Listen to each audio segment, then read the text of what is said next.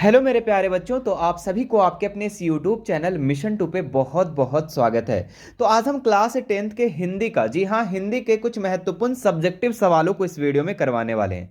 बहुत सारे बच्चों क्लास 10th वाले भी मैसेज कर रहे थे कि सर क्लास 10 के हिंदी और साइंस का पुनः रिवीजन करवा दीजिए। जो आपकी परीक्षा रद्द हुई थी उसका आप लोगों का फिर से एग्जाम होने वाला है, तो उसका रिवीजन करवा दीजिए। हालांकि मैंने पूरा एफर्ट के साथ आप लोगों को तैयारी करवा दिया था हिंदी और साइंस का, और काफी अच्छा एग्जाम आप लोगों को गया था। कोई बात नहीं, फिर से हम लोग एक बार रिवीजन करेंगे और बहुत ही शानदार तरीके से, ताकि आप लोग का एग्जाम जो है अच्छा से अच्छा जाए, बढ़िया से बढ़िया जाए। तो आइए इस वीडियो में हम आप लोग को कुछ महत्वपूर्ण सब्जेक्टिव सवालों को करवाने वाले। आप सभी सवालों को अच्छे से देखिएगा, अच्छे से समझिएगा, सारे समझने का प्रयास कीजिएगा।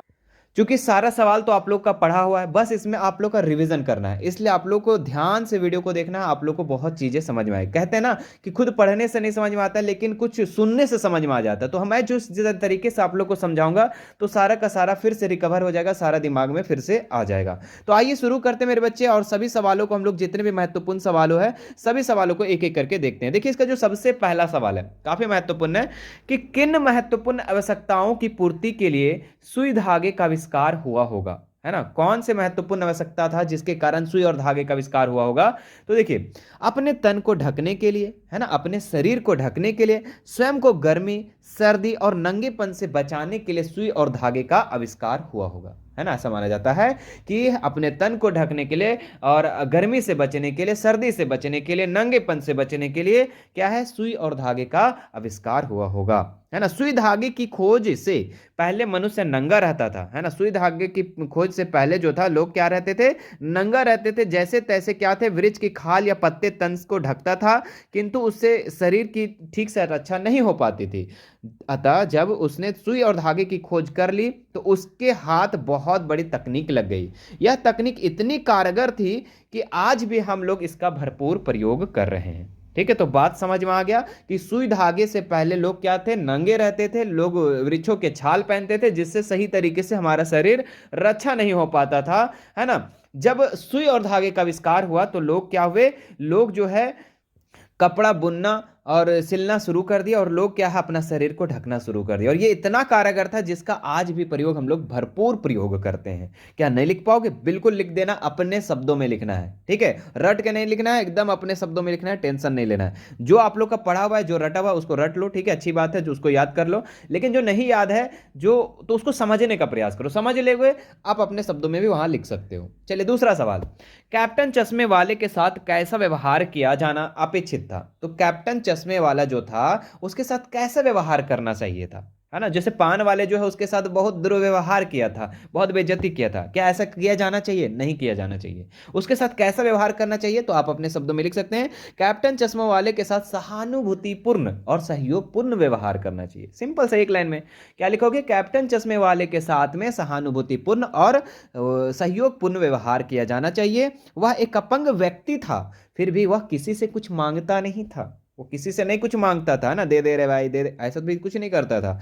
बल्कि नेताजी के सम्मान की रक्षा के लिए अपना पूरा योगदान कर रहा था। लोगों को उसकी उपेक्षा करना निंदनीय है ना, उसका जो उपेक्षा कर रहा है, उसका कमियां निकालना, ये गलत बात है, निंदनीय है ना। हालांकि पान वाले जो ने किया, बहुत गलत किया। वह समाज से सम्मान पाने का पूरा हकदार था। ये चीज आप लोग अपने शब्दों में लिख सकते हैं। अगले सवाल की तरफ बढ़ते हैं। क्या है, उद्धव द्वारा दिए गए योग के संदेश ने गोपियों की विरह अग्नि में घी का काम कैसे किया। तो देखिए, ब्रज की गोपियां इस प्रतीक्षा में बैठी थी कि देर सवेर कृष्ण उनसे मिलने अवश्य आएंगे। है ना, तो ब्रज की जो गोपियां थी, वो काफी प्रतीक्षा कर रही थी, काफी वेट कर रही थी, कृष्ण की उससे मिलने आएंगे। है ना, या अपना प्रेम संदेश भेजेंगे। इससे वो क्या हो जाएगी, तृप्त हो जाएगी। इस आशा में बल पर वियोग की वेदना सह रही थी। इसीलिए क्या थी, वो सारी चीजों को सह रही थी कि एक दिन हमारे से कृष्ण मिलना आएंगे, या फिर संदेश भेजेंगे, एक प्रेम संदेश भेजेंगे। परंतु ज्यों ही उनके पास कृष्ण द्वारा भेजा गया योग संदेश पहुंचा, तो वे तड़प उठी। किसके द्वारा भेजा गया था? उद्धव के द्वारा। है ना, योग का संदेश जैसे पहुंचा, तो वे क्या हो गए, तड़प उठी। वाह, ऐसे। है ना, उनकी विरह ज्वाला तीव्रता से भड़क उठी। उन्हें लगा कि अब कृष्ण उनके पास नहीं आएंगे, वे योग संदेश में भटकाकर अपना पीछा छुड़ा लेंगे। इस भय से उनकी विरह अग्नि भड़क उठी। सिंपल से लिख देंगे, आगे बढ़ते हैं।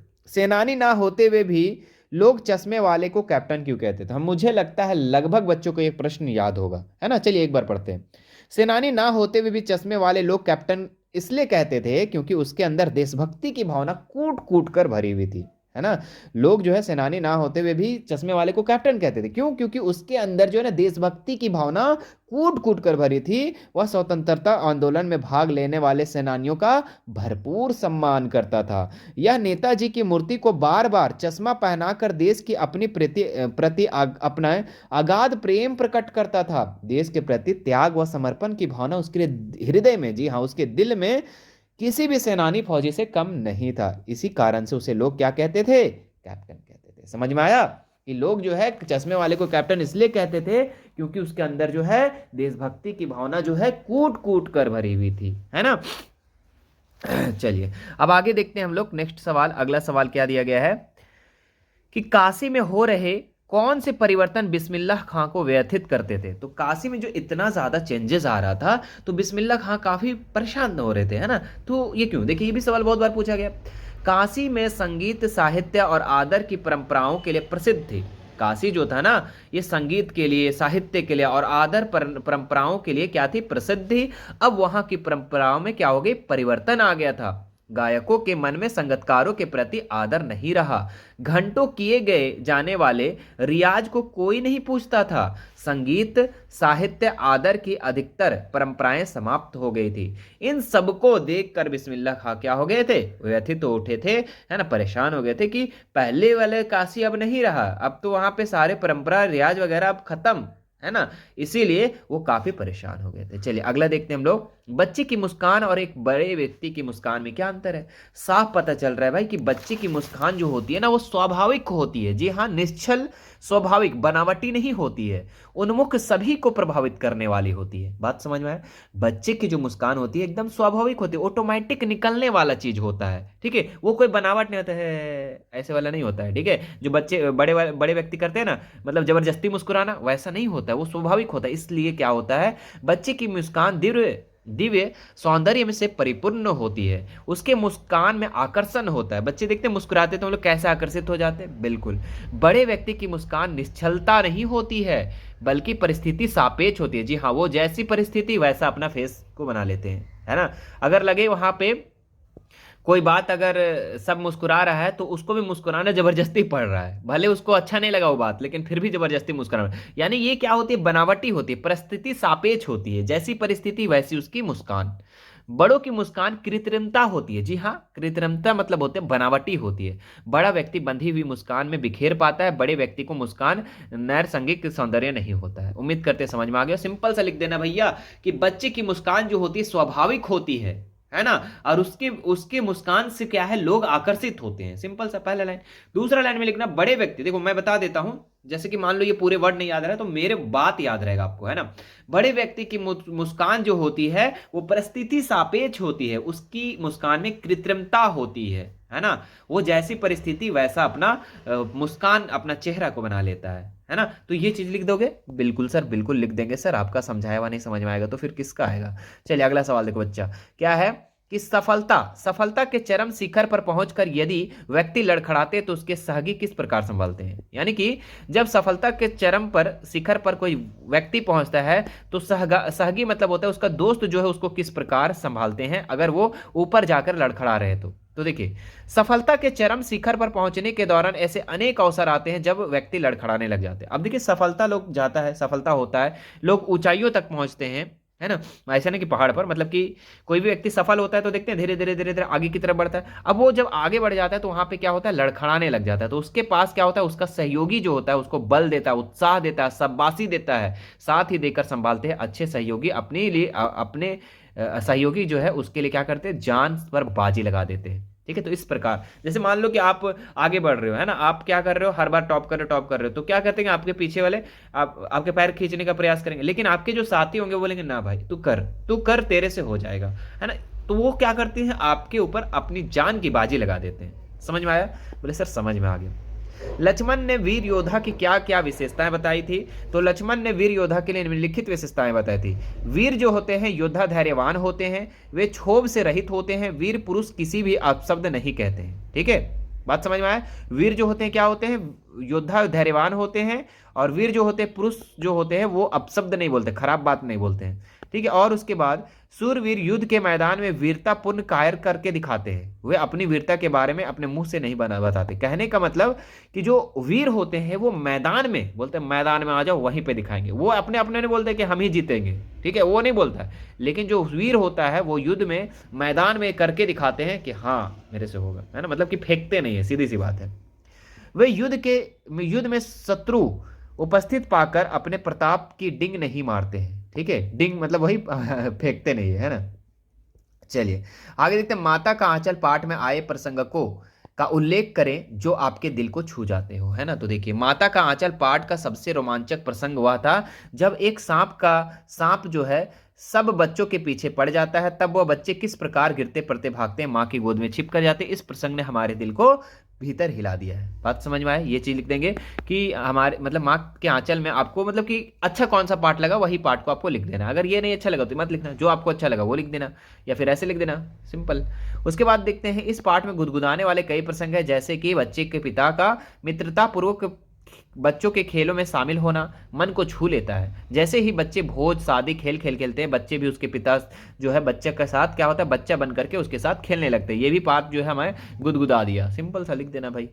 गंगटोक को मेहनत कस्सा बादशाह का शहर क्यों कहा गया? बच्चों देखो ध्यान से, गंगटोक को मेहनत कश का बादशाह क्यों कहा गया था? काफी इंपॉर्टेंट सवाल है, ठीक है, ध्यान दीजिएगा इस बार।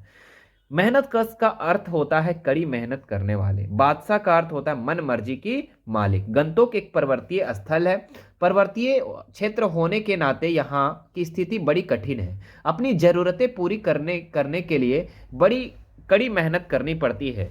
यहाँ के लोग जो है इससे मेहनत से नहीं घबराते हैं, ऐसी कठिनाइयों के बीच भी मस्त रहते हैं, इसलिए गंतोक को मेहनत कश का बादशाह का शहर कहा गया है। समझ में आया?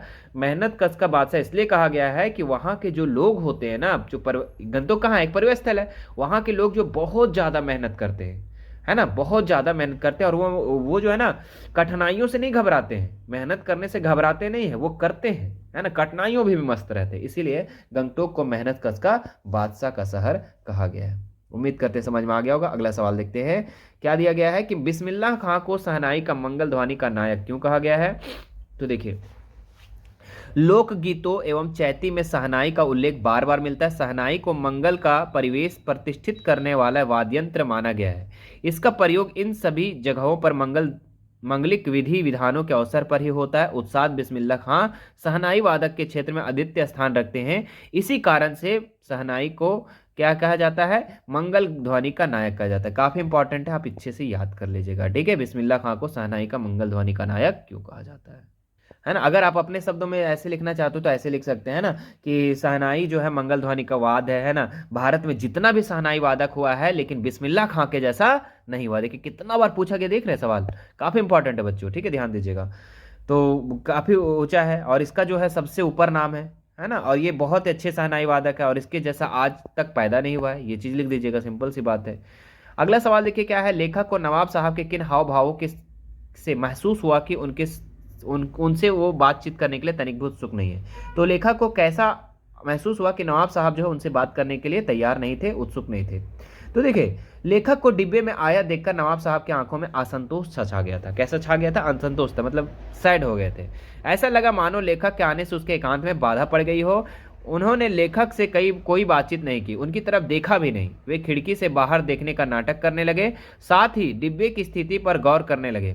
इससे लेखक को पता लग गया कि नवाब साहब जो उससे बातचीत करने के लिए तनिक भी उत्सुक नहीं है। समझ में आया? बोले सर समझ में आ गया। आगे बढ़ जाइए।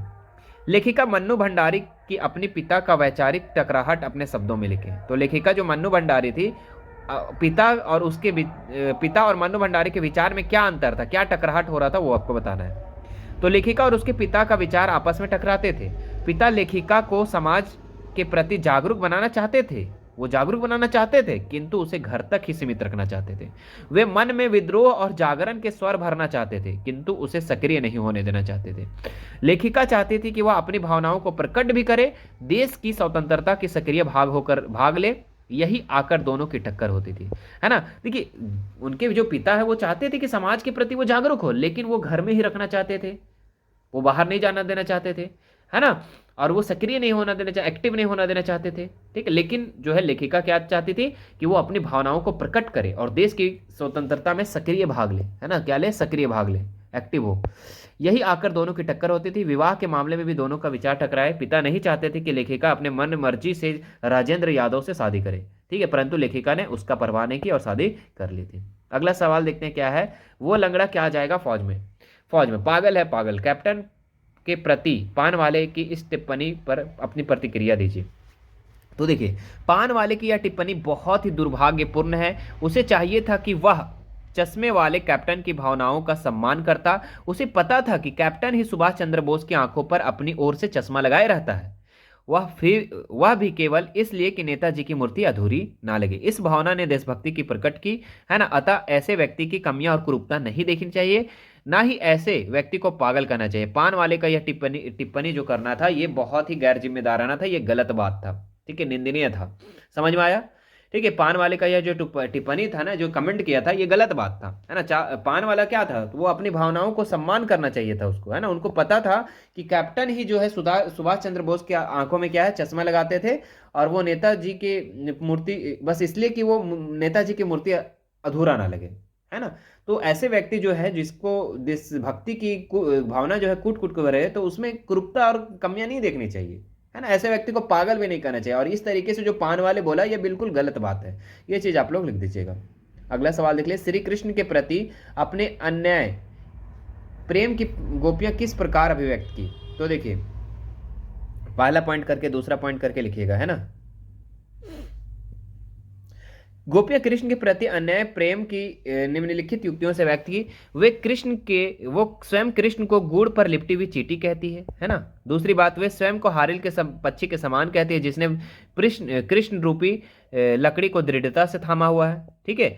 और वे मन वचन और कम कम कम से कृष्ण को मन में धारण किए हुए हैं। मन वचन धन सबसे, है ना। वे जागते सोखते यहाँ तक के सपने में भी कृष्ण का नाम रटती रहती थी। इससे पता चलता है कि वो गोपियां जो है कृष्ण के प्रति अन्याय प्रेम था, है ना, बहुत ही ज्यादा प्रेम था। तो इस तरीके से हम लोगों ने इतना सवाल किया, और भी बहुत सारे सवाल है। अगर आप चाहते हो तो आप हमारे लाइव सेशन में आप जुड़ेंगे, ठीक है। लाइव सेशन में मैं क्या करूंगा, सभी का रिविजन करवा दूंगा, ठीक है, एक बार, ताकि आप लोग का सारा कंप्लीट भी हो जाए और रिविजन हो जाए। देख सकते हैं और भी बहुत सारे क्वेश्चन यहाँ पर, जैसे कि देख सकते हैं यहाँ पर, ठीक है। तो मैं सबको एक बार रिवीजन करवा दूंगा। आज तक का हम यहीं पे क्लास खत्म करते हैं, फिर मिलेंगे आप लोगों से नेक्स्ट वीडियो में। Thank you so much. Video को ज़्यादा से ज़्यादा शेयर कर दीजिएगा, ठीक है, ताकि सभी लोग को तक ये वीडियो पहुंच जाए और सभी का अच्छा से अच्छा रिवीजन हो जाए। चलिए फिर मेरे प्यारे बच्चों, मिलते हैं नेक्स्ट वीडियो में। Thank you so much.